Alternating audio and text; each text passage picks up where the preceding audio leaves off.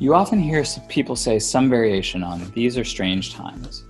It's a weird euphemism for the devastation, fear, and hopelessness that so many people are understandably feeling right now. As 2020's unfolded, it's been marked by a series of cascading emergencies, a pandemic, a deep recession, and a global uprising against police brutality and centuries of deeply ingrained racism. For many of us, it's almost impossible to think about anything other than getting through the day. Paradoxically, taking a long-term view is even more critical in crisis moments. A long-term view can help us overcome that feeling of hopelessness to pursue more optimistic, ambitious goals and possibilities. It can provide a sense of purpose amidst the fear and bring people together to face hard challenges. We'll need that ambition and optimism to face the decade ahead. If we step back in time to the beginning of 2020, the decade ahead already looked daunting, marked by long-term systemic challenges including climate change, cybersecurity failures, and rising inequality that are creating risks that will impact all of our organizations. The need to be much more proactive in positively shaping systems is one of the new demands organizations face in becoming future ready. But it's not the only demand. For the last year, IFTF Vantage has been researching what organizations need to do to become future ready, and just as importantly, how to build future ready organizations. Future ready organizations actively prepare to face systemic shocks and work to improve the systems they depend on. They organize to make sense of the changing landscape to pursue emerging and unexpected opportunities. They have a shared mission and sense of purpose that elevates the long-term over short-term pressures. The situation that many organizations now find themselves in offers ample evidence of the costs of failing to organize for the future. The cost of short-termism. In a speech to insurance executives at Lloyd's of London, the former governor of the Bank of London, Mark Carney, coined the phrase "the tragedy of the horizon" to describe one of the biggest financial challenges preventing climate action. As he put it, we don't need an army of actuaries to tell us that the catastrophic risks of climate change will be felt beyond the traditional horizons of most actors, imposing a cost on future generations that the current generation has no direct incentive to fix. Once climate change becomes a defining issue for financial stability, it may already be too late. The tragedy of the horizon doesn't just apply to climate change. It describes an all-encompassing urgency. If we're destroying value in the systems we depend on, we're harming ourselves in the process. Throughout our systems, myriad pressures are pushing us to operate on shorter and shorter time horizons. And the effects of this short-term focus ripples out across organizations and systems. It comes in obvious forms: the enormous scramble to hit year-end financial targets at the expense of long-term financial security. It comes in subtle forms too. For example, the emergence of cheap Internet of Things devices, things like thermostats that typically last for many years in a home, is creating a growing network of vulnerable, unsupported, and insecure devices that will increase risk for all of us in the coming decade. Valuing the long term. Renee Rohrbeck, a professor at France's EDHEC Business School, has been conducting longitudinal research to quantify the value of foresight in publicly traded organizations. His work demonstrates that firms that invest in the long term, what he calls vigilant companies, outperform their competitors on metrics like profitability, market capitalization, and more.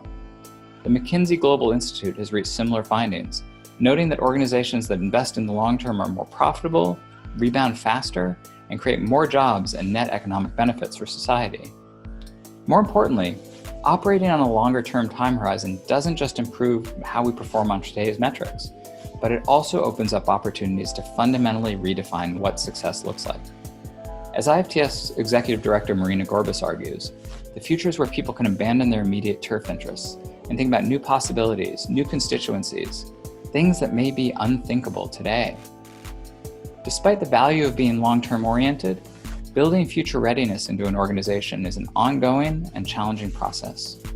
This year, IFTF Vantage has been learning from foresight practitioners and leaders all over the world to understand the strategies, techniques, and best practices for using foresight to make organizations more future ready. Here are some of the things they do. Explore the horizons. In virtually every workshop run by Institute for the Future, we ask participants to introduce themselves by sharing a signal of change. A signal can come in many forms: a startup company, an anecdote, a data point, an unexpected finding in an academic study. As an opening to a conversation about the future, signals provide a shortcut to thinking more imaginatively.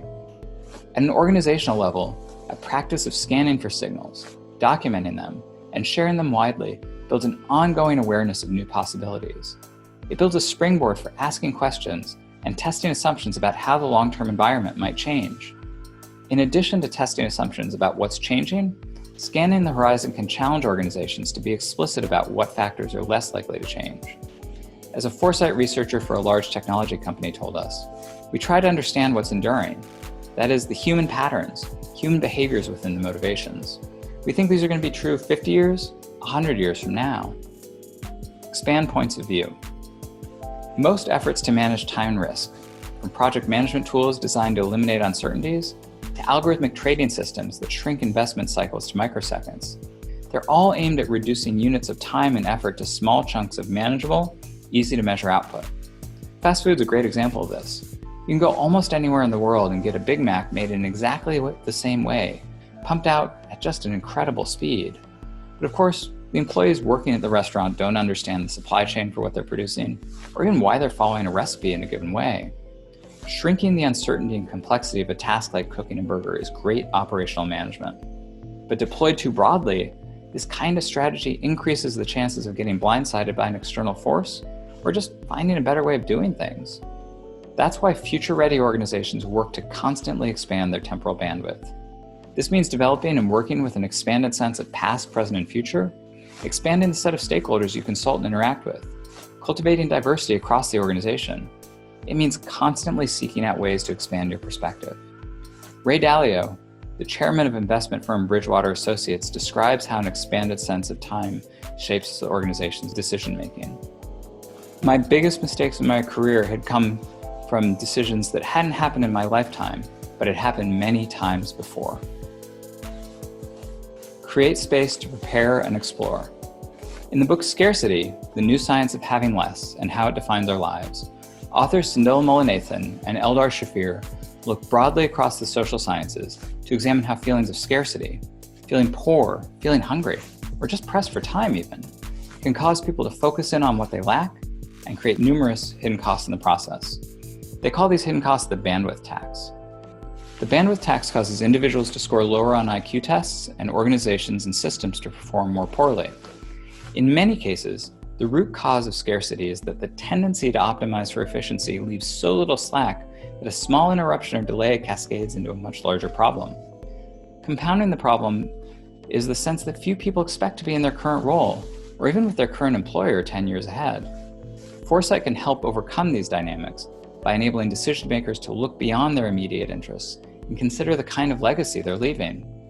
As one city government official told us about using foresight to drive civic change, one of the things that became evident is that the mayor was much more aware of thinking about a time horizon that existed beyond his immediate proximity to the role, and that allowed him to pursue a much more ambitious long-term agenda.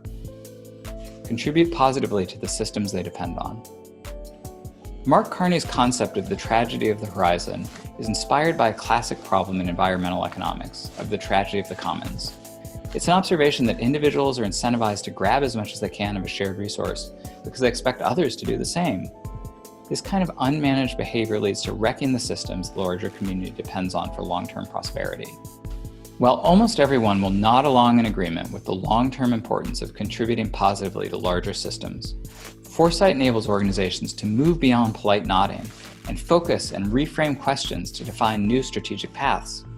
As the former director of foresight for a large food and beverage company told us, the attempts by many colleagues to bring in agenda items regarding sustainability or social welfare, or just the corporation being a responsible entity in the larger world, were met with the usual stories you hear in big corporations. Foresight offered a path to reconsider strategy and challenges colleagues to say, we're going to imagine the future of business in which these considerations cannot be ignored anymore. How to do it. One of the very few silver linings of this very hard year is that it's become increasingly impossible to dismiss issues like sustainability, social welfare, racism, equity, or climate change as too big, or too difficult, or too controversial, or too far out of bounds to discuss. It's a reminder that even while it might feel harder than ever to imagine long-term futures, it's never been more urgent or more important to use the tools of foresight to help us break out of the mess we find ourselves in today. This year in IFTF Vantage, We've interviewed experts in foresight from all over the world to create a playbook for future readiness. Over the course of our 10-year forecast this year, we'll be sharing what we've learned, the best practices, the techniques, the secrets that these foresight professionals have to use the future to shape the present.